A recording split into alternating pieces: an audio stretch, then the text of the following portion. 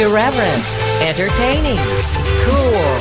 You're listening to LA Talk Radio.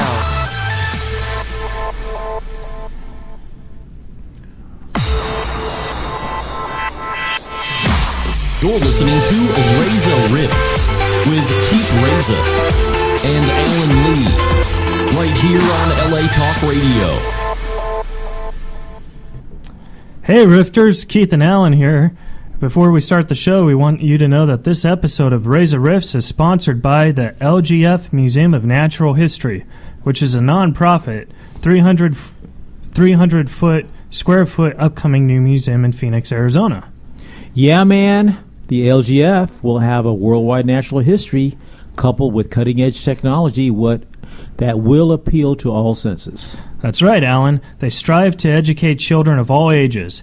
LGF founder Mike Fleeman is dedicating this museum to his late father, Larry Gene Fleeman, who was his inspiration as motivation to start collecting artifacts for this natural history museum. With your support, LGF can find a home for Larry.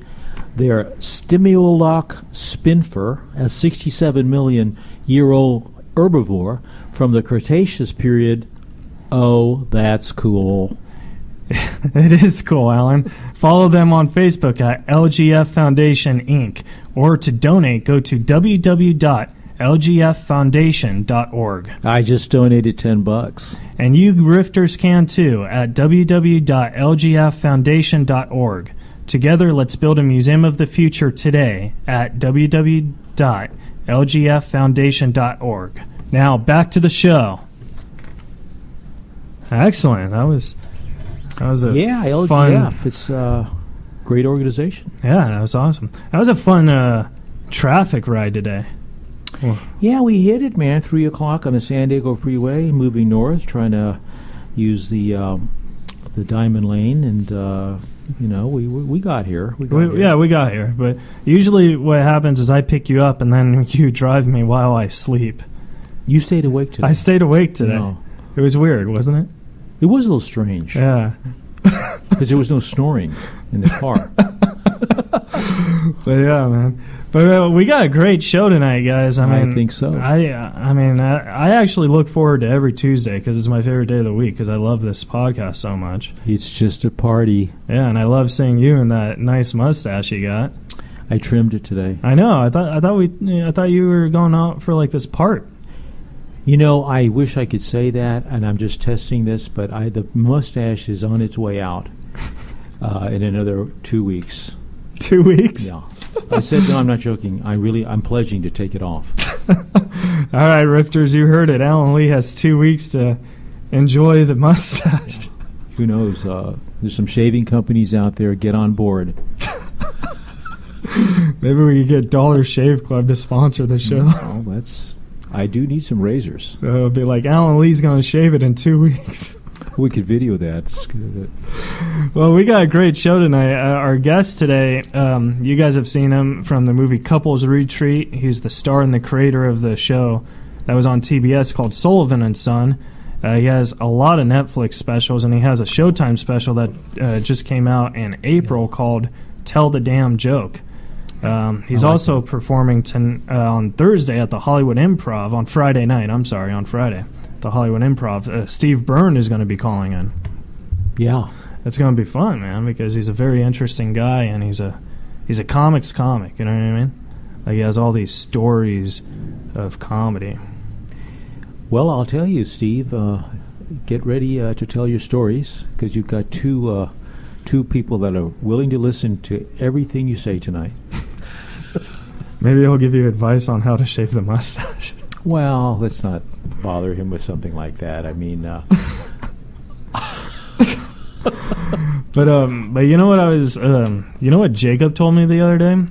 He was telling me that he went because he does the shooting the guns and stuff in the desert. Yeah, he was telling me that he shot a snake or something, and they had to cut its head off. Oh, because I guess its fangs were still oh. He was saying that it's kind of how when you go turkey hunting, you cut off the turkey's neck and it still walks around. Yeah, that's right. Yeah, he said that the head still does spasms. Oh, so I what thought, exactly? No, I just thought that was interesting and scary because snakes scare me. Well, snakes scare everybody, but I'll tell you, a headless snake is kind of okay. Think Right? about it. It's like a headless piece of, like a Yeah, rubber. it's just it can't bite you. Yeah, I can't bite you. Think about that. But the head can. So he was saying that he had to like dig a grave and throw the snake in the head. That sounds sad. Yeah. I don't like sad stories. It's supposed to be happy. About the snake? Yeah. Well, it's death and Oh yeah. Well, it's just a snakes. snake. Where are we going with this story? No, I I'm don't just know what telling the you hell a story. we're doing here. I'm just telling you a Yeah. story Okay. because we're waiting for Steve to call in. Yeah, well, I tell you, I grew up in Texas, and I actually did eat a snake, a rattlesnake, and not because I personally did it. I was with my fraternity down south toward the Mexican border, Mm-hmm.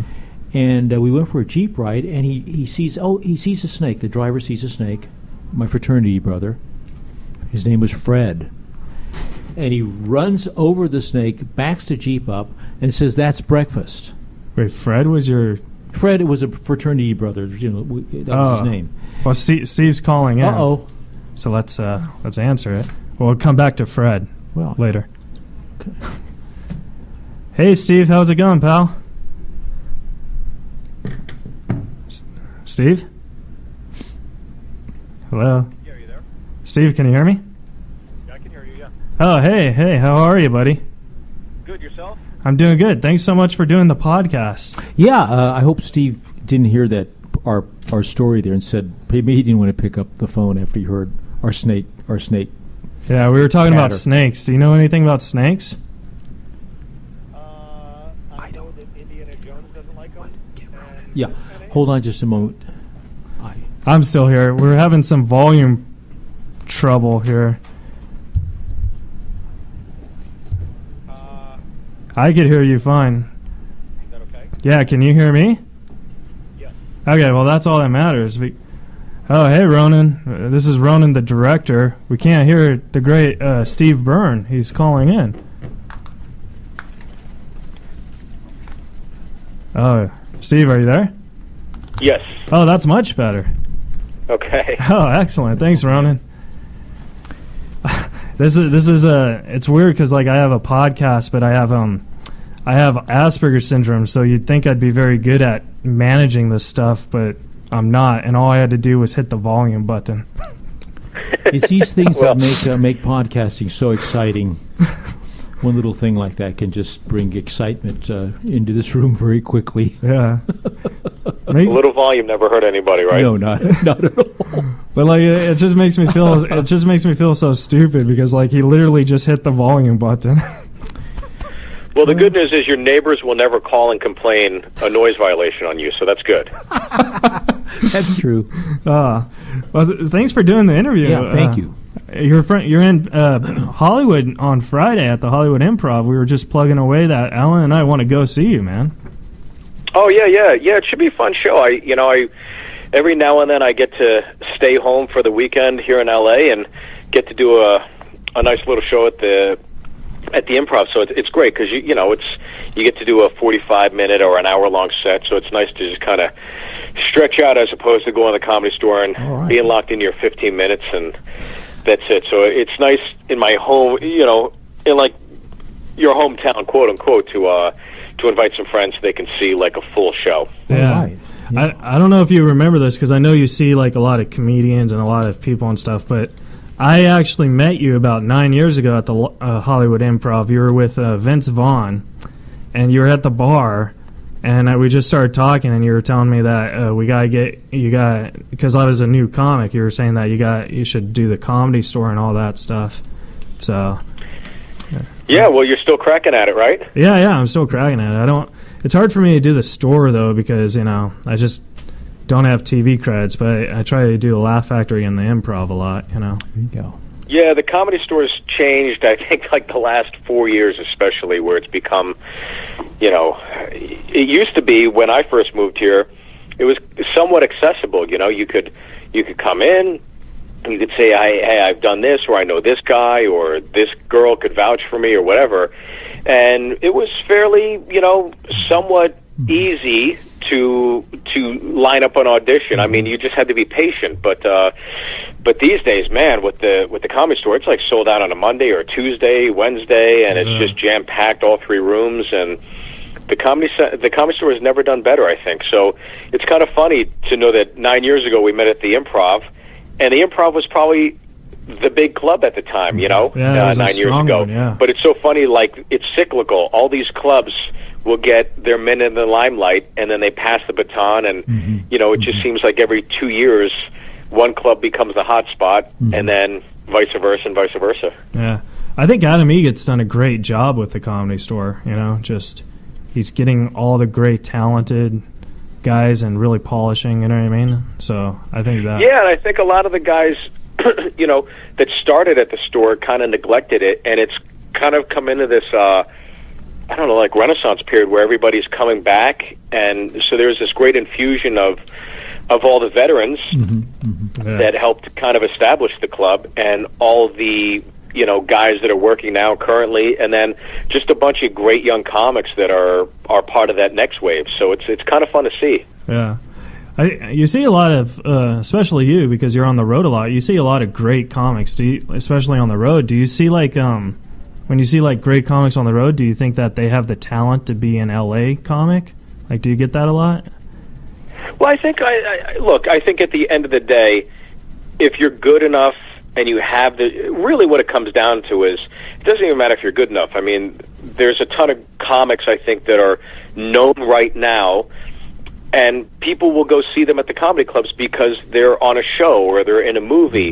And it doesn't mean that they're a better comic. It's just they are part of a vehicle that has a great outreach, and people will know who they are, and there's name recognition with a TV show, and they go see them. So whether you're an average comic, a poor comic, a great comic, it doesn't matter. I think as long as you have the drive and the ambition and the willingness to outwork everybody and understand it's a marathon, and also come to the understanding that you're playing golf. You're not competing against anybody else. Yeah. You're competing against yourself, and I think it's those 3 things that, any young comic needs to understand. So whether you move to L.A. or whether you move to New York, I think ultimately, no matter where you are in the South, the Bible Belt, the Midwest, if you're a young comic and you're in your 20s or 30s or whenever you start, you're going to be broke.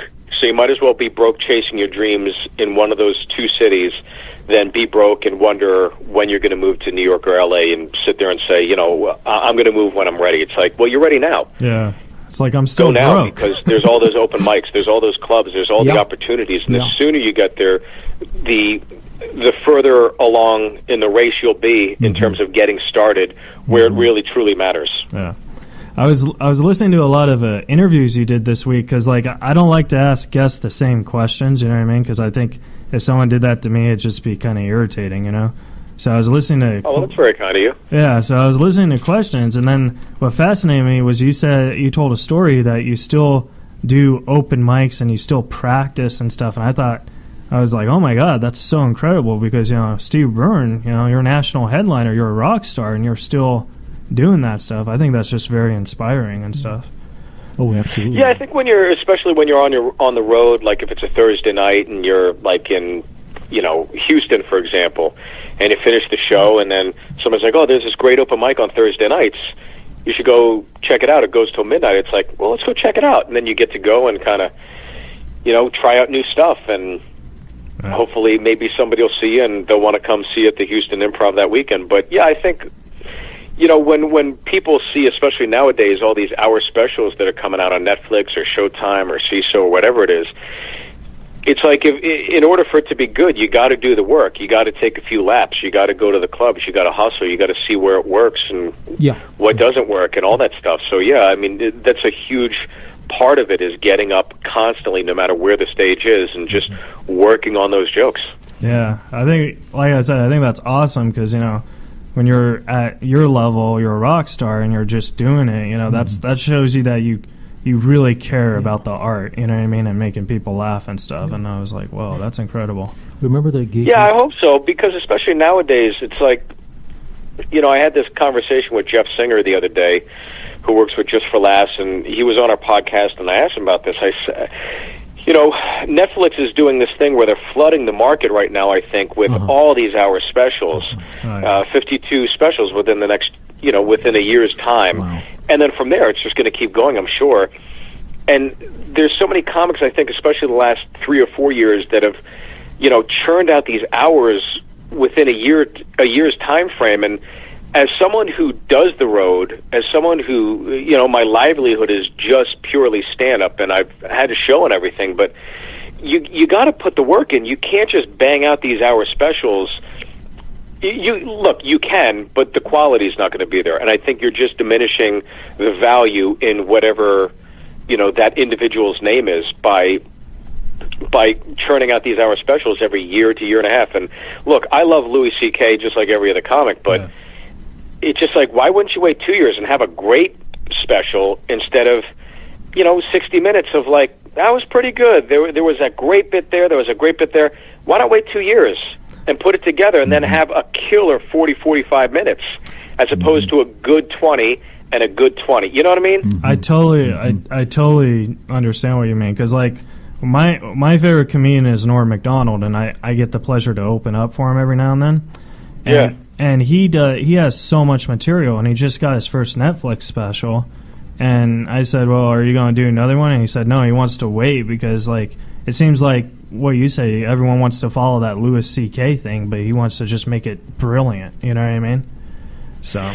Yeah, I think why not? And look, I've done 4 of these. I'm working on my 5th, and I got to the point where it's just like the market is so flooded that to even get like the last 2 I've done, I couldn't even get a late night talk show appearance to promote it, because they're like, everybody's got an hour now.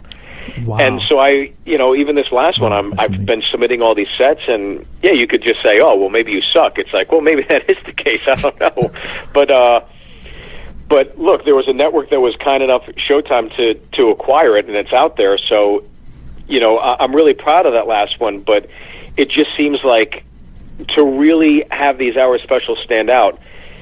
I was talking to Neil Brennan the other day at the Comedy Store, and he said, do not film your next hour unless you know that when you put it out, people are going to go, did you see that hour? Yeah. And I completely agree with him, because right now there's just so much. There's too much, I think, stand-up. And I think ultimately Netflix and these other networks, but especially Netflix, is, I think, ultimately kind of doing damage to stand-up by putting so much out there that at the end of the day, it's going to be the stand-up comedians that feel the blowback and the repercussions of that. Because I understand Netflix has a service to their customers; they got to provide the content, and stand-up's a cheap and easy, content to produce. Sure. Yeah. But I think when they do it all, the industry itself, the industry of comedians, is going to be the ones that are going to be hurt. And I think it's going to take some time to build it back up. Stand-up will always survive. It'll always be there. But I don't think it will be ever as big as it is currently. And I think maybe we're kind of getting to the point where you might see a slight downturn in it. Yeah. In popularity. I know. I totally agree with that. It's weird because like I shot a special. It was a 30-minute thing that I sent to Comedy Central Presents, because when I shot it, that was the thing to do. You know what I mean? And now Netflix is the thing to do, and Netflix wants an hour, and I'm like, oh, I don't even have an hour. I only have, and on Comedy Central Presents, you only need 27 minutes to submit because they only air 22. So Right, yeah. So I was just like, oh, it's like, oh, that's going to take me a long ass time to get an hour, because it's hard for me to write jokes and perform them, especially, when you're just a feature comic who doesn't get a lot of work. It's like, Yeah. But I totally agree. I think Netflix, right now, it's helping comedians, but I think in the future, it's really going to, like, hurt comedians, because it's like, well, if you're not good enough to get a Netflix special, you're not good enough to play this club. Well, I was going to ask Steve, does he think that there's a lot of people pursuing it than before? I'm under the impression that there's so many people that have decided to go into comedy. I mean, I thought when a kid was growing up, they wanted to be a policeman or a fireman. Right, yeah. And, oh, Dad, I just decided I want to do stand-up. I find that's kind of interesting in the sense that I don't recall that many kids that I grew up with that said that. You know what I'm saying, Steve? I'm just, Yeah. I think it's one of those things and that, do what you want. I'm not saying that all the cool things we were exposed to when we were little, astronauts, cops, fire department, whatever.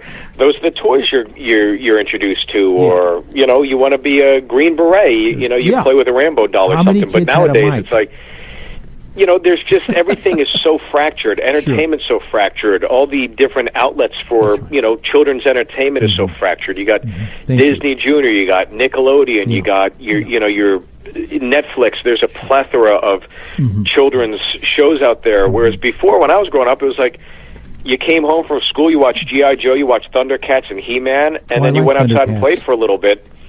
But nowadays, it's like there's so many different things that kids are playing with, and on top of that, it's all these kids are running around with computers in their hands too. So I don't know. I think that I don't know that many kids grew up aspiring to be stand-ups, but I think once you get to that college age or high school, when you see all the clips on YouTube, and stand-up is so accessible now, much more than it ever was, and really to kind of break through. I mean, you have YouTube stars. These kids don't even need the vehicle of stand-up to become famous or to be funny. You can just do it via YouTube. That's true. And so I've noticed a lot of times when I'm touring the improvs especially, you'll go and do a Friday or Saturday show, and then you come to learn that Friday afternoon, like Miranda Sings was there, and she did like 2 sold-out packed back-to-back shows, and all these 14-year-olds are there. And it's kind of cool, but at the same time, you kind of feel bad for these kids because they haven't put the work in. You gotta do the time, and comedy, to sustain it in front of a live audience for 45 to 60 minutes. It just takes a lot more than doing a 15 or 30 second or 2 minute Vine or YouTube or whatever, GIFs or any of this stuff. You got to put the work in, and that's why. When I started in New York City, everybody always said it takes 10 years to become an overnight success in stand-up, and it's so true. And for me, it definitely took a lot longer than that. I don't know if it's still happened yet, but still chipping away. I think it's happened. I mean, I see you headline the weekends and stuff, and then I saw when you got Sullivan and Son, I was like, that's a guy who deserves a show. You know what I mean? Because well, thank you. Yeah. I appreciate it. That was a lot of fun. Yeah, I also think that you'd be a great Tonight Show host. Yeah. Yeah. Look, I think the Tonight Show. The years of being plucked from the road are gone because there's all these camps like Lorne Michaels. He's got Fallon doing the Tonight Show. He's got Seth Meyers doing late night, and I think that trend is just going to continue. In particular to NBC, where they're going to draft from SNL. And why wouldn't you? I mean, there's name recognition there, and then Kimmel's locked up at ABC and. CBS, they go with the Brit and Colbert, and it's tough. I mean, there's so many late night talk shows now, and then you think about Chelsea and go on and on and on. There's all different kinds of outlets now. So I don't know. I mean, right now I'm so happy doing stand up. I really love the challenge of it. But I've been working on something for the last 2.5 years that I'm literally getting ready to pitch, and I think I got a damn good shot with it. So hopefully that could sway some things, because I've gotten to the point in my career where if I'm going to do something, I really want to do something that I'm truly passionate about, that I don't mind going into an office every day, working on something, going, this is fun. This isn't work to me. And I think that's this next project. Oh, my God. That sounds awesome. Yeah. Back to we shall see. Oh, I'm sure it's going to be awesome. You're one of those guys that when you see comedy, you're like, all right, that guy's just gonna they'd be stupid not to put you on TV, and you know what I mean? It's just. But back to Alan's question about the kids wanting to be comedians. You have 2 kids right now, right?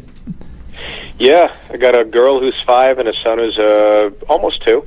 Yeah.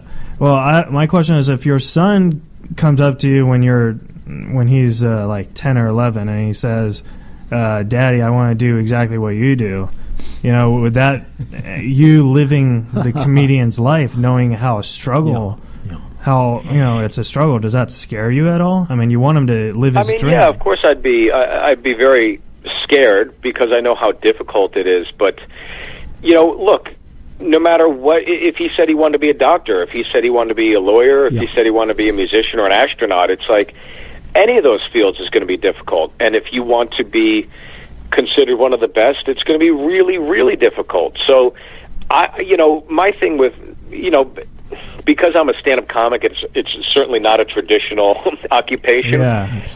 I've spent the last 20 years of my life fortunate enough to do this profession, knowing that at its worst, I've been more happy than 90% of the people I grew up with, because I know that they've got to go sit in a cubicle or go to an office and they're miserable.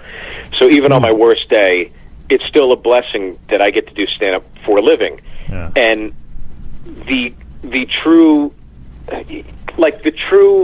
impact it's had on my life is that no matter how much is in the bank account, no matter how much isn't in the bank account, I'm still happy doing what I do for a living. And that's ultimately what I want my own children to do, whether it's my daughter, whether it's my son. Sure. I don't care if they don't go to college. I don't care if they do go to college. I just want them to be very happy in what it is they pursue and pursue it to the nth degree, because if you're going to do something that makes you happy, I think you have that extra incentive and investment to go even further and work even harder, because it's never going to be work to you.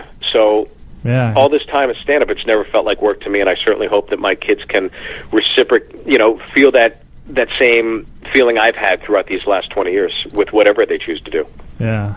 So I think that's awesome. So in short, the answer is no. I don't want them to do it. Well, that's absolutely not. Well, we have to take a quick break for our sponsors, but when we come back, we got some Twitter questions. Do you like Twitter questions? They're my favorite questions of all the questions. The favorite of all time. As long as they're not from a lawyer, I'm happy. Steve can't wait. All right. Hey, Rifters, Keith here, just giving you a friendly reminder to thank our sponsors for this episode of Reza Riffs with Steve Byrne. If you would like to visit our sponsors, LGF Museum, go visit them at www.lgffoundation.org. And if you would like to donate to the museum, you could visit them at www.lgffoundation.org/donate. Together, we could build a museum of the future. Thanks, and back to the show. Boy, I like that. Yeah. I noticed... I like the slogan, together we could build a museum of the future. I think that's pretty that cool. Sounds like a mission that will be accomplished. Do you like museums, Steve? Love them, yeah. I mean, when I'm on the road, I try to is that a Twitter venture question? into any city and see as much as I can, yeah. Yeah, museums are so cool. It's weird because it seems like nobody really appreciates the true art that they bring nowadays. You know what I mean? Yeah, I think if most people go to the museum, they're looking to take a selfie and proclaim that they went to a museum instead of actually going through and appreciating it. So I mean, I truly love museums. I think that no matter what the museum it is, it can be inspiring, and you could, you never know what you're going to get out of it too. I think you leave there going with a deeper appreciation, or you want to go buy a book all of a sudden and research more of it. I remember I was in San Jose, and right next to the hotel they have this great museum of modern art, and I walked in there, and at the time I was working on my second hour, The Byrne Identity, and I saw this piece of artwork that was huge. It must have been 42 by 64, and it was all just artwork that looked like currency, like American currency. It was really cool. And so that I left there going, oh man, I got to come up with some artwork ideas for my hour special in the next week. And so I took a bunch of pictures of this artwork and I sent it to an artist, and we drafted something together, and that's pretty much how the cover of The Byrne Identity came about. So yeah, you never know what you're going to get out of a museum. Oh, cool. Oh my God, that's so cool. Steve. Yeah. So if you look on the side, the border, it's all based off of currency. It was pretty cool. It's currency. Yeah. So it's a frame. on the border of the poster? Yeah. Of the artwork itself, yeah, it's like framed to almost look like a dollar bill, and then in the middle, I'm holding the olive branch and the arrows, That's right. it's cool. yeah, it was a pretty cool little process to get to go through. Yeah, that's awesome. Well, we have some Twitter questions, and the thing that we like to call this segment Twitter questions, but I'm thinking about calling it fake Twitter questions because we don't know if these are actual real accounts just by their just by their names. Like, it just seems so bizarre. You know what I mean? But yeah, as long as we don't have to send them our email for diamonds in Africa, I think we should be okay. Right. There you go. Okay, so Twitter question from Travis Loves Troy. Okay. I think he means the movie Troy with Brad Pitt. I think that's what he means. That's what I was thinking too. Thank you for clarifying that. Steve, did Dan Larori ever give you some great Wonder Years stories on the set of Sullivan? Yeah, Dan Lauria, he played my father in Sullivan's Son. He played Kevin Arnold's father on The Wonder Years. And let me just say that Dan Lauria is probably one of the sweetest men you'll ever meet in your life. He is just a true pro. I don't know that I asked him too many questions about The Wonder Years, other than stating over and over again that I was a fan. I never wanted to be a burden to him. But the best... in terms of thinking about Dan Lauria, the first thing that comes to my mind is he was always so supportive. And I remember the pilot episode, so much is riding on a pilot episode because you hope to God the damn thing gets picked up, Yeah. The reason you pack your suitcase and move to Los Angeles is that one day you're fortunate enough to drive onto any one of these wonderful lots and get to make a TV show. So when the dream is actually potentially happening, I was nervous as shit. Yeah. I'd written a script with Rob Long. In every scene, I can't fill up these lines. And I remember the day before we were to film it, we filmed it on a Sunday. So we had Friday off, and then Saturday, Friday we rehearsed, but Saturday we had off, and then Sunday we had to come in early for a rehearsal, and then we filmed it Sunday afternoon. And I remember, because I was a producer, I had access to the lot, and I went to the lot, and I went through my blocking for 4 hours, just over and over again, doing my lines, doing the blocking, to the point where obviously it was everything I was saying was extremely rehearsed, And I remember Dan Lauria just telling me, "You wrote this stuff. You know it. Just relax. Have fun." And we did the very last scene where I agreed to buy the bar from Dan, and I said something to him. I forget the line exactly, but I'm like, "Dad, do you want to, you're still going to be around here?" And he's like, "Yeah, of course, son." And I had to go over and I had to turn off the neon, or he turned off the neon light, I think. And it was just like this sweet moment, and I kind of teared up at it, knowing that, hey, it's the last scene of the pilot, but I got caught up in the moment with Dan Lauria, and I was like, that's my dad. Yeah, and sure. I remember I kind of got misty-eyed, and I walked over to him, I'm like, "Oh my God, you really got me." He's like, "And now you're an actor because you're just in the moment. You didn't rehearse that, did you?" I go, "No." He's like, "Remember that." And it was just such a great lesson because all that blocking, all that memorization, it's like you just had to live in the moment. And I didn't rehearse crying. It just happened. And so Dan Lauria, when he said, "Now you're an actor," I was like, oh, it just meant the world to me. Yeah. And I don't know, that was just the minute his name came up, I just had that memory pop into my head. Oh my God, that's Nice. such a sweet story because I took it as when you have a pilot, you don't know if it's going anywhere, and he says, "Oh yeah, I'm still going to be here." That means I took it as in he believes in your script. Yeah. He's look. That whole cast was so supportive. From Christine Ebersol, who I just saw on Broadway. You see this woman on.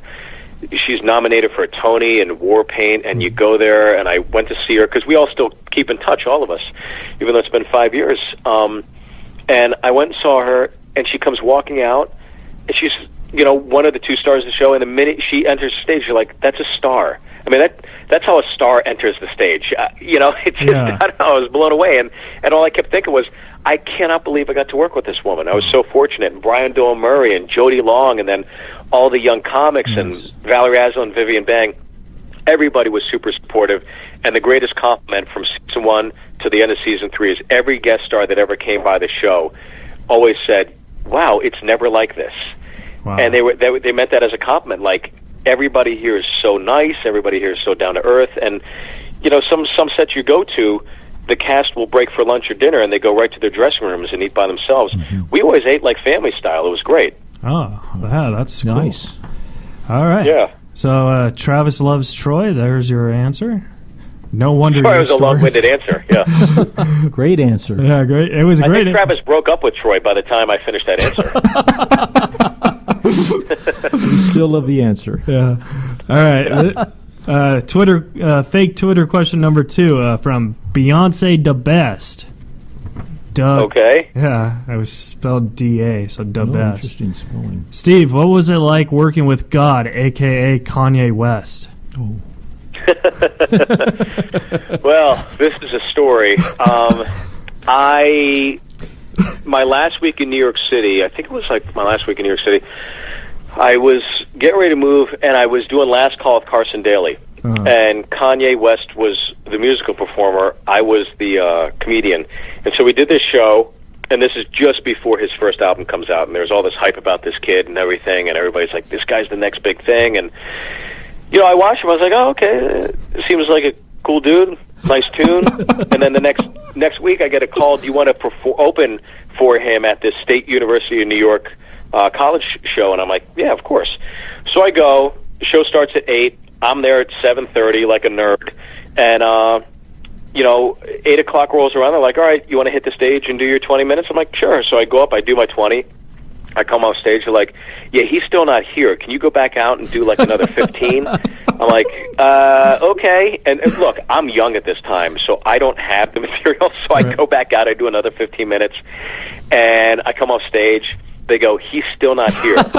Can you go out and do another 5 or 10? I'm like, I'll do 5 minutes.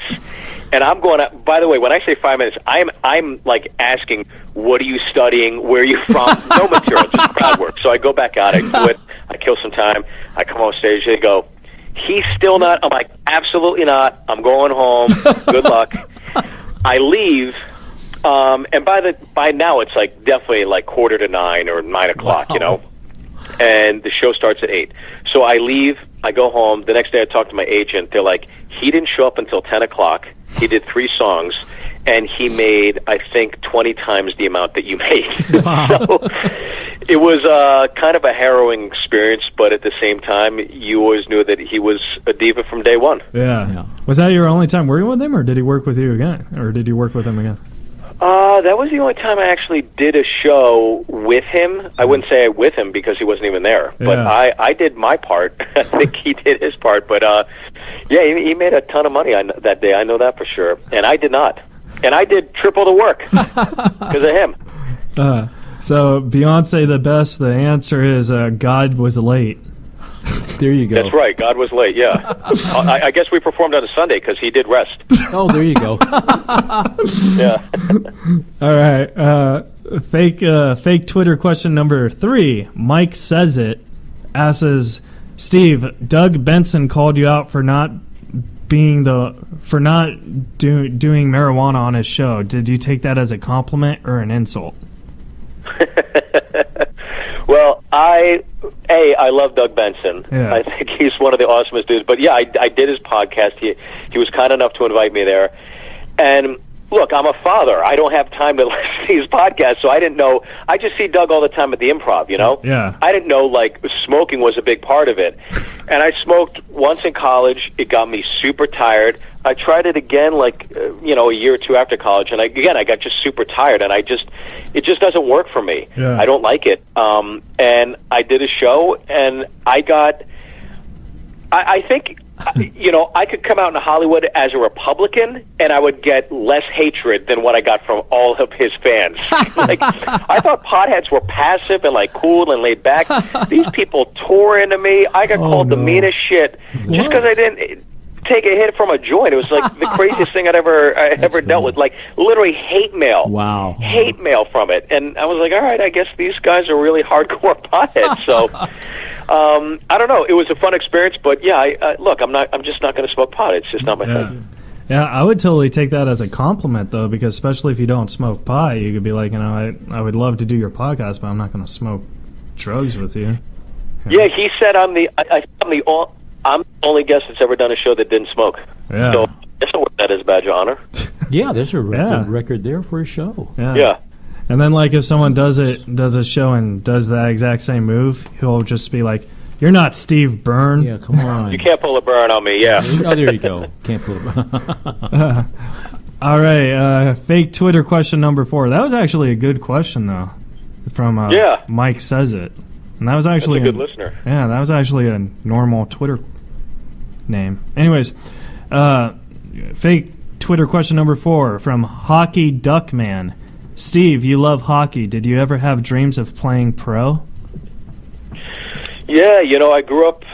I started playing in Jersey at the age of 6 because that's where we lived at the time, and then I moved to Pittsburgh. I think I was 9, and I moved there right when Lemieux was starting to really ascend, and my high school years were watching Yager, and it was amazing to get to grow up in Pittsburgh and see this generational talent on a nightly basis in the NHL representing Pittsburgh. So it was amazing. And yeah, I mean, in high school, when I was in 8th grade, I was playing varsity hockey with all the kids in high school, and I was in junior high school. So I was always a fast skater. I didn't have the hands. Definitely, I didn't have the size. It wasn't until my junior year. I was 5'6" until I was a junior in high school, and then I shot up to 6 foot by the time I was a senior in high school. So I think, I'd done some Can-Am tournaments and stuff and had a lot of fun up there, and the coaches would always compliment my skating, but I just didn't have the hand speed. I definitely didn't have the size, and, I think nowadays, these kids are like training to become a pro in 8th grade. Yeah. So, I mean, maybe if I had that mindset, I could have done a little better, but, I think you either got that talent or you don't, and I think a lot of those pros know they had the talent at a very young age, because I've gotten to become friends with some of these guys that play or are playing in the NHL, and it's just such a unique set of skills that these guys have. The long of the answer is no, absolutely not. I don't think, looking back, I had what it takes to become a professional athlete. Yeah, it's really hard because, like, professional athletes, like, if you think about it, it's kind of the odds of making that are even worse than being a stand-up.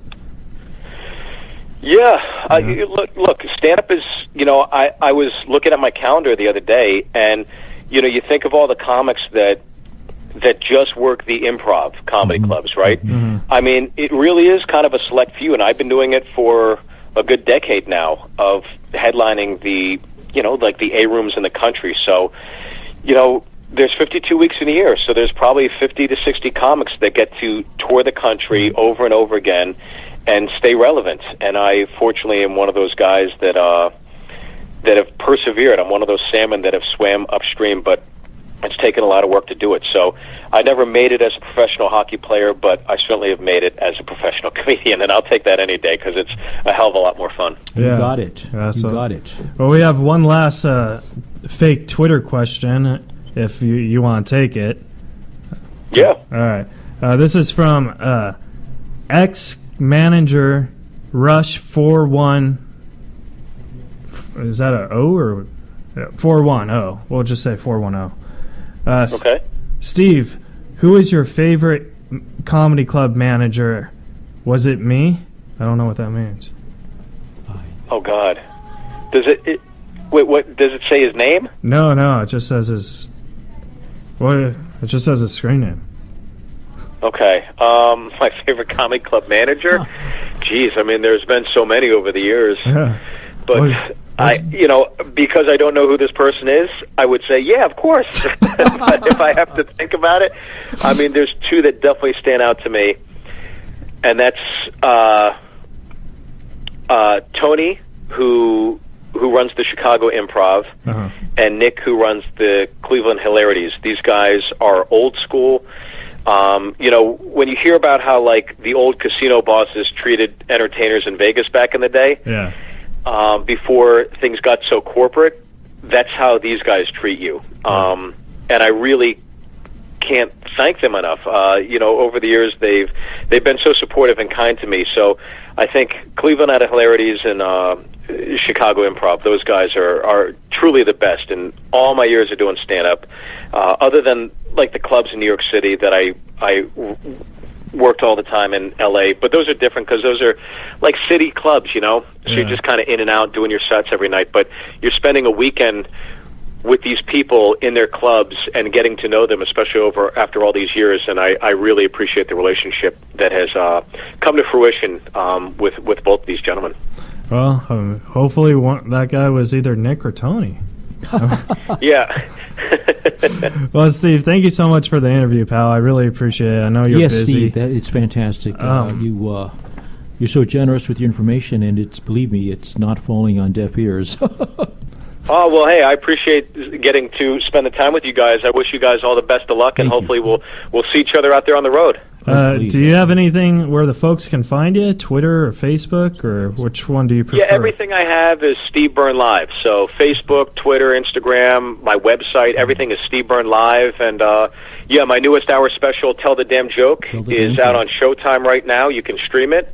And I have a documentary I just wrapped up on The Amazing Jonathan that should be coming out within the next year to year and a half. So I'll start tweeting about that a hell of a lot more and giving information about it. But it's something we're kind of in the final stages of editing, and we're going to get it out there soon. Awesome. Great. Well, if Alan and I are free, we're going to come by and support you on Friday. Do that. Awesome. Thank you so much, guys. I appreciate it. And have a good one. All right, thank you, Steve. All right. Later, guys. Bye. Take care.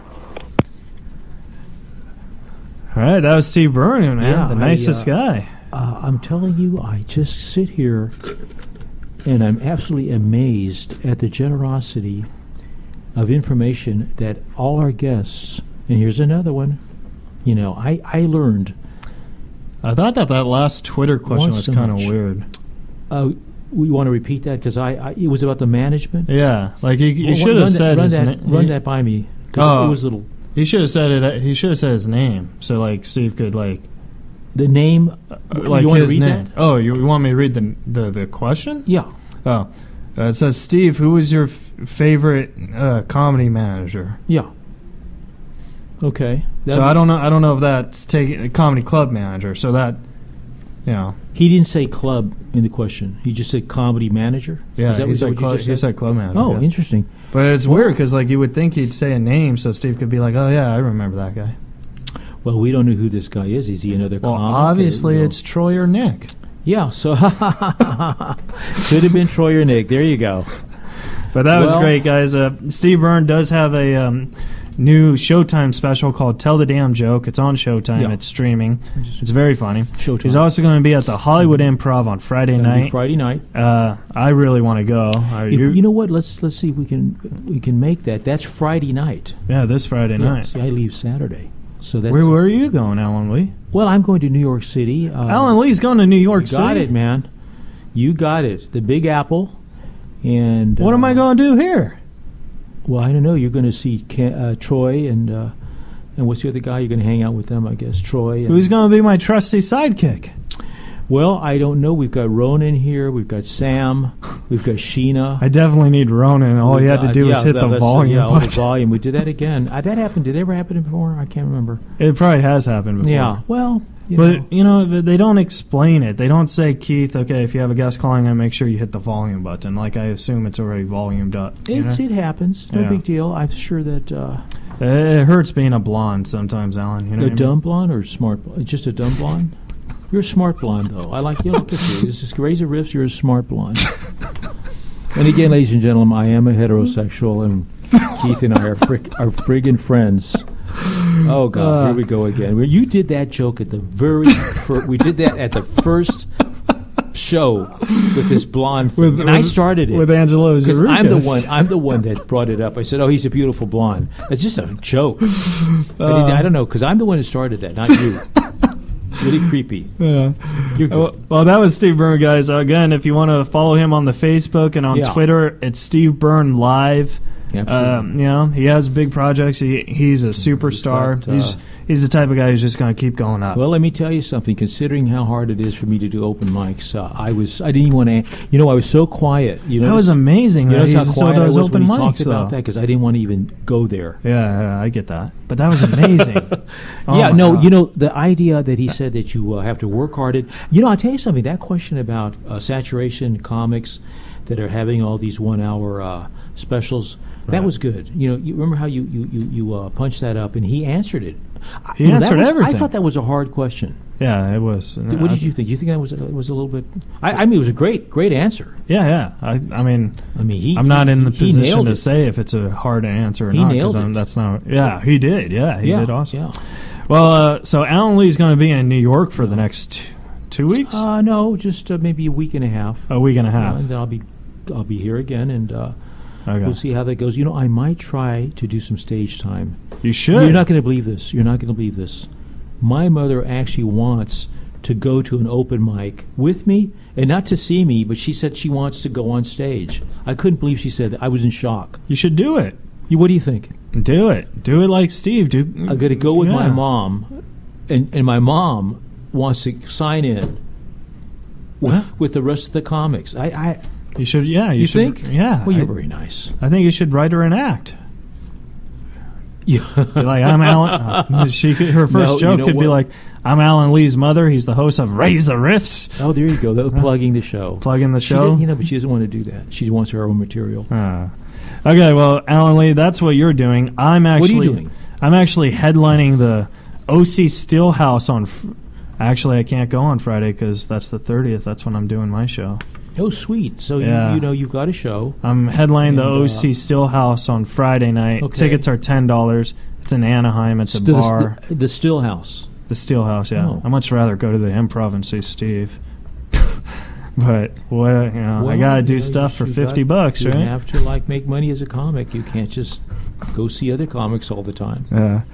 But, and then I'm also doing the headline The Ranch on July 5th. Where's that? That's in San Miguel. That's one of my favorite rooms. You like that room? I love that room. It's weird because they never call me back, and then they call me back. They say, hey, can you do the show the day after your birthday? No.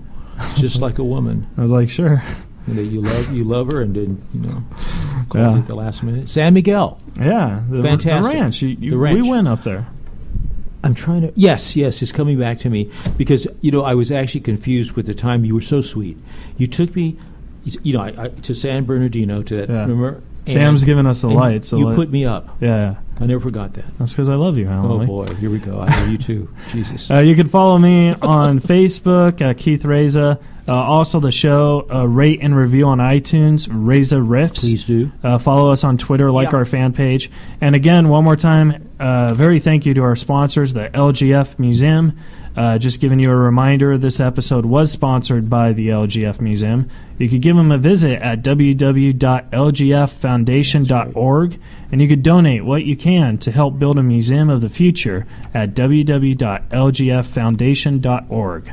So thank you guys very much for listening to the show, and if you can donate to help build this great museum, go to www.lgffoundation.org, and together we could build a museum of the future today. I'm Keith Reza, and thank you very much. See you guys next week.